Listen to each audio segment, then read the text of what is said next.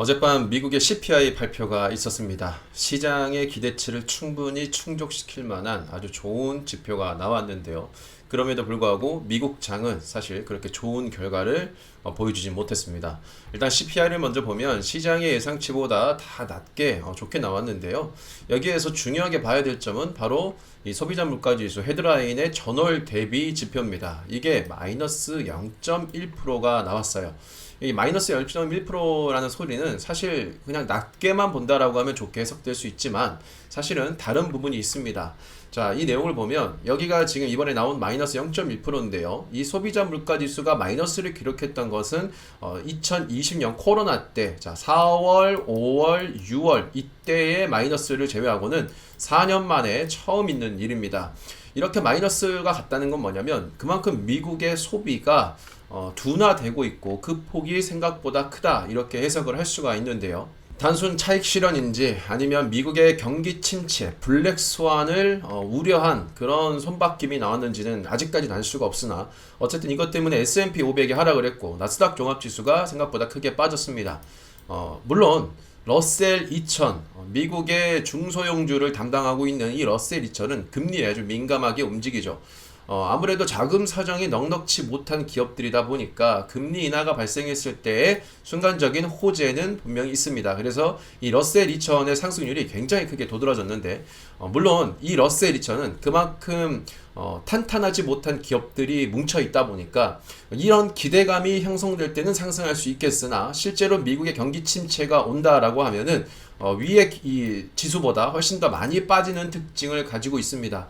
그래서 이 러셀 2000 같은 경우에는 그냥 몇 개월 정도의 단기적 어떤 시점으로 바라봐야 되지 이 금리 인하가 온다라고 하면 주구장창 오르는 곳은 아닙니다. 그 부분은 여러분들께서 염두에 두시면 좋을 것 같고요. 자, 어쨌든 이 부분 때문에 지금 미국에서 금리 인하에 대한 기대치가 다시 연간 3회로 증가를 했습니다. 그리고 이 수치가 빠르면 7월 달에도 금리 인하가 발생할 수 있다. 이렇게 지금 시장의 전망이 새롭게 나왔습니다. 이 3회라는 수치가 새롭게 나왔는데요. 이건 작년 말과 올해 나왔던 이 3회라는 숫자는 똑같지만 그 의미는 굉장히 다를 수 있습니다. 자, 왜냐하면 9월과 11월, 12월 세 번 연속 금리 인하가 발생할 수 있다는 건데 이 부분은 우리가 좀 생각해 봐야 될 게 있습니다. 자, 일단 시장이 대부분 예상했던 게 9월인데요. 이 9월은 지금 현재 금리 인하 확률이 무려 90% 이상으로 크게 치솟았습니다. 그런데 이게 7월 달에도 금리 인하를 할 수 있다라는 얘기가 나옵니다. 물론 그런 확률이 아주 높진 않겠지만 만약에 7월 달 금리 인하가 갑작스럽게 발생을 한다. 자, 이것은 시장에서 좋게 해석되기는 좀 어려울 것 같습니다. 이 금리라는 것은 상승이든 하락이든 선제적과 후행적 이 두 가지가 있습니다. 자, 지금까지는 우리 미국 경제가 견고하다고 판단이 됐었고 이 견고한 상태에서 인플레를 잡기 위한 선제적 금리 인하가 발생할 것이라는 기대감을 가지고 있었죠. 그런데 이번 데이터를 보면 이게 선제적이 아니라 후행적 금리 인하가 발생할 수도 있겠다. 후행적 금리 인하일 수도 있겠다. 이런 생각들이 이제 커지는 거죠. 이미 지표들은 안 좋게 나왔고 최근에 미국이 지표들을 자꾸 수정하는 걸 보니까 실질적으로 우리가 모르는 무언가 큰 문제가 있을 수도 있다. 그렇기 때문에 파월의 발언도 바뀌었다. 이렇게 이제 얘기가 나오는 거죠. 실제로 파월은 이 금리 인하가 너무 늦어도 경제가 약화될 수 있다 라면서 며칠 전에 있었던 미국의 상하원 청문회에서 이렇게 얘기를 했습니다. 인플레이션이 2%로 낮아질 때까지 기다리지 않을 수도 있다. 이 고용시장에 대해서 절대적으로 주의를 기울이고 있다. 이렇게 얘기를 했는데요. 사실 이번 발언에서는 닉 티밀하우스 기자가 미묘하고도 중요한 변화가 왔다라는 표현을 썼는데요.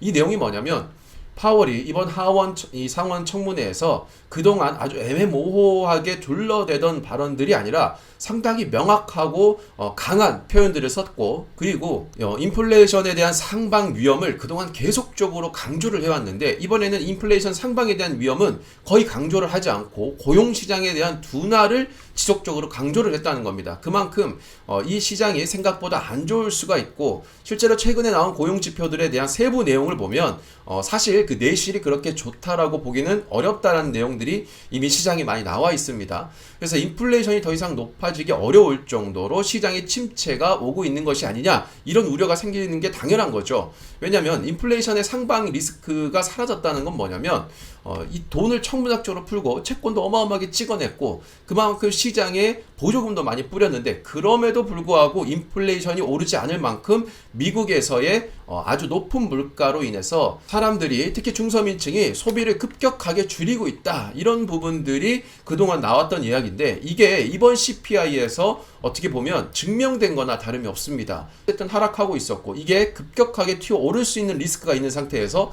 소비자 물가지수가 마이너스를 나왔다는 것은 상당히 시사하는 바가 크다고 볼 수 있고요. 그렇기 때문에 지금 금리 인하가 경기 부양이냐 경기 침체의 신호이냐 이런 엇갈린 시장의 전망들이 나오고 있습니다. 이건 미국의 전문가들과 월가에서도 서로 상반된 의견들이 나오고 있습니다. 제가 볼 때는 지금부터 중요한 것은 뭐냐면 경기 침체라는 것이 분명히 어느 정도 오긴 왔습니다만 이걸 대응해서 연준이 얼마나 빠르게 대응을 해줄 수 있느냐 이게 중요한 것 같습니다. 그리고 또 한 가지 포인트는 뭐냐면 연준이 금리를 인하하는 시점이 우리가 생각하는 것보다 훨씬 더 빨리 그러니까 뭔가 쫓기듯 다급하게 여유가 없는 상태에서 금리 인하를 하는 만약에 그런 상황이 온다라고 하면 그것은 미국의 경제가 견고해서가 아니라는 겁니다.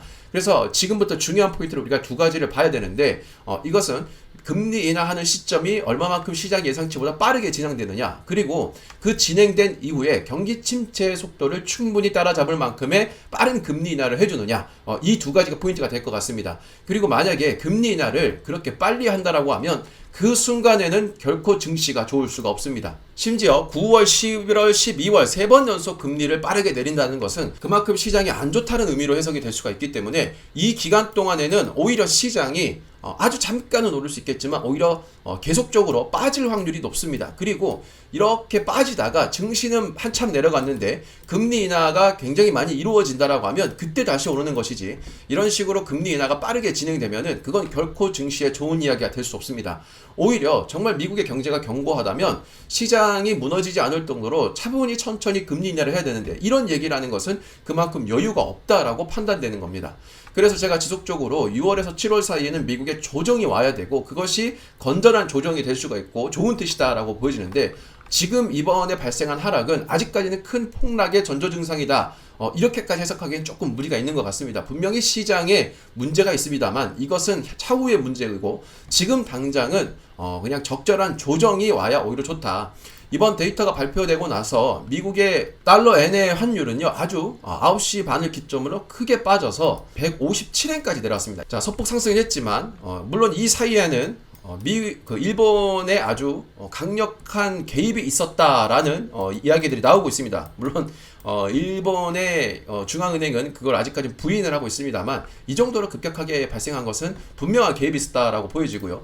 게다가 한국도 역시 마찬가지입니다. 원달러 환율도 이렇게까지 크게 빠졌고요. 물론 이게 다시 소폭 상승하긴 했습니다만 여전히 환율은 아주 큰 리스크를 반영하고 있는 것 같지는 않습니다. 정부의 개입이 있었다 하더라도 정말 큰 위기라고 하면 그 개입을 뛰어넘을 만큼의 상승이 나와야 되는데 개입이 먹혔다는 것만 보더라도 시장은 그렇게까지 하락에 큰 베팅을 하고 있는 것 같지는 않습니다. 자, 그래서 분명히 새벽간 미국은 이런 하락이 나왔지만 충분히 하루 만에 다시금 약간의 반등을 나올 수도 있기 때문에 아직까지는 저는 조정 정도로만 생각을 하고 있고요. 정말 큰 블랙스완이 될 정도의 위기는 하반기에 가서 미국이 금리 인하를 얼마만큼 하느냐 이 부분을 보는 게 좋을 것 같습니다. 그래서 금리 인하는 지금 미국이 침체가 왔고 이 침체가 아주 걱정할 만큼의 심각한 상황에서 금리 인하를 빨리 진행할지 이 부분이 중요한 키워드가 되기 때문에 여러분들도 이 부분은 좀 인지하고 투자를 좀 했으면 하는 바람이고요. 오히려 저는 이번 조정이 오면 정말 다행이다라고 생각하고 있기 때문에 이 조정을 우리가 기회로 삼는 것이 현명한 투자 방법이 되지 않을까라는 생각을 하고 있습니다. 이 데이터라는 건 정말 시시각각 변하고 있고 그래서 그에 따라 분석하는 것도 변할 수 있기 때문에 시장은 무조건 한 방향이라는 건 없습니다. 여러분들도 계속적으로 이런 데이터들과 시장의 분위기들을 파악하면서 기대감이 어떤 게 생겼는지 그리고 그 기대감이 어떤 부분에 있어서 무너졌는지 그리고 또 다른 새로운 기대감이 나오는지 이런 부분들도 계속적으로 모니터링하는 게 필요할 것 같습니다. 시장에 중요한 변곡점이 왔기 때문에 저도 더 빠른 분석과 좀 긴장하고 냉철한 좀 판단을 할 수 있도록 좀 힘을 써볼 테니까요. 여러분들도 시장에서 조금 더 평소보다 관심을 갖고 지켜보는 게 좋을 것 같습니다. 항상 우리 시청자 여러분들의 건승을 기원하고요. 다음 주에는 그래도 시장이 약간의 좀 반등은 나와 주었으면 하는 바람입니다. 저희 멤버십은 특정 종목을 언제 사서 언제 팔라 이렇게 알려주는 것이 아니라 제가 시장에 대한 분석과 산업에 대한 분석, 차트 분석 그리고 여러 가지 기법 등을 통해서 여러분들이 스스로 투자를 해서 성공할 수 있게끔 키워주는 멤버십이다라고 생각하시면 될 것 같습니다. 매주 목요일 현재 라이브 방송 외에 제가 지속적인 브리핑과 산업에 대한 설명을 드리고 있으니까요. 함께 하시고 싶은 분들은 멤버십을 가입하시고요. 저희 멤버십 전용 카톡방에 들어오셔서 다양한 정보 받아가시고요. 소액인 멤버십의 비용 대비 분명히 훨씬 더 높은 이익을 얻을 수 있을 거라 제가 확신하고 있으니까요. 함께 어려운 시장 걸어가면 좋을 것 같습니다.